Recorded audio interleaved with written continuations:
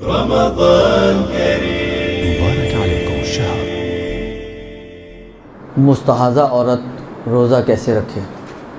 وہ عورت جو حالت استحاضہ میں ہے وہ روزہ کیسے رکھے؟ آپ کو معلوم ہے کہ حیض و نفاس اور استحاضہ ان میں ایک بنیادی فرق جو ہے وہ یہی ہے کہ حیض و نفاس میں عورت کی عبادتیں ساقط ہو جاتی ہیں، لیکن استحاضہ کی حالت میں عبادتیں ساقط نہیں ہوتی۔ اب نماز کی جب بات آتی ہے تو اس کے مختلف وظائف بیان کیے جاتے ہیں۔ پہلے کیٹیگریز کی جاتی ہیں کہ عورت یا قلیلہ ہے یا کثیرہ ہے یا متوسطہ ہے، درست؟ اور اسی کے اعتبار سے اس کے وظائف ہیں۔ قلیلہ عورت کے کچھ وظائف ہیں، متوسطہ کے اس کے اندر پلس ہو جاتا ہے ایک غسل، اور جو کثیرہ ہے اس میں پلس ہو جاتے ہیں 3 غسل، اگر نمازوں کو ملا کے پڑھے تو یہ اس طریقے سے اس کے وظائف ہیں۔ روزے میں کیا کرے گی؟ روزے میں بھی کوئی اس کی وظیفہ ہے یا کوئی اس کی ذمہ داری ہے یا کچھ اس کی گردن پر ایکسٹرا کام ہے کہ جو اس کو انجام دے پھر اس کا روزہ صحیح ہوگا، یا نہیں ایسی بس نارمل عورت کی طرح یہ روزہ رکھ لے تو اس کا روزہ صحیح ہے؟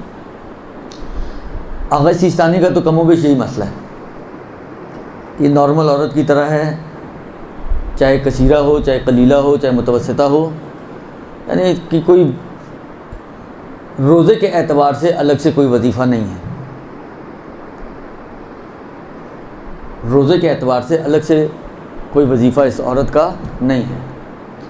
لیکن آغا خوئی تھوڑا سا اختلاف کرتے ہیں، کثیرہ کو الگ کرتے ہیں، متوسطہ اور قلیلہ میں تو یہی مسئلہ آغا خوئی کا بھی کہ اگر عورت مستحاضہ قلیلہ یا متوسطہ ہے تو اس میں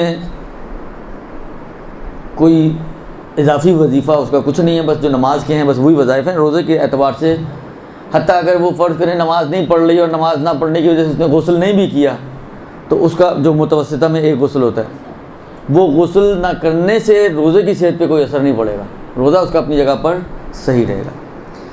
لیکن کثیرہ میں آغا خوئی احتیاط لگاتے ہیں کہ آج کے دن کے غسل اور گزشتہ رات کا غسل احتیاط کی بنا پر یہ معتبر ہے آج کے دن کے روزے کے صحیح ہونے کے لیے۔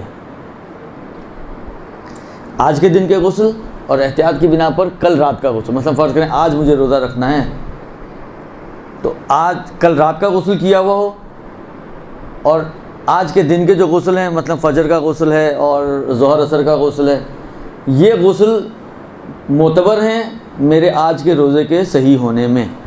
یہ آغا خوئی کا نظریہ ہے، اور صرف کثیرہ کی نسبت۔ باقی متوسطہ قلیلہ میں تو ویسے غسل نہیں ہوتا، متوسطہ میں جو ایک غسل ہے وہ بھی آغا خوئی معتبر نہیں مانتے ہیں روزے کے صحیح ہونے کے لیے۔ تو اس اعتبار سے اگر دیکھیں، البتہ آغا خوئی کی بھی احتیاط ہے، تو خاص طور پہ رات کے غسل کے حوالے سے تو اس احتیاط میں اگر رجوع کر لیں آغا سیستانی کی طرف تو اس میں بھی آزادی حاصل ہو سکتی ہے۔ البتہ احتیاط مستحب انہوں نے لگائی ہے اس بات میں کہ جو فجر کا غسل ہے وہ فجر سے پہلے بھی کرے اور فجر کے بعد اس کو تکرار بھی کرے۔ فجر والا غسل طلوع فجر سے پہلے بھی انجام دے اور طلوع فجر کے بعد اس کی تکرار بھی انجام دے، یہ ایک احتیاط مستحب لگائی ہے۔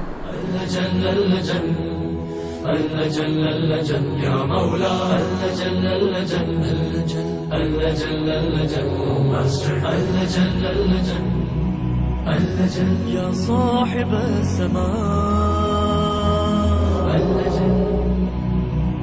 اللجن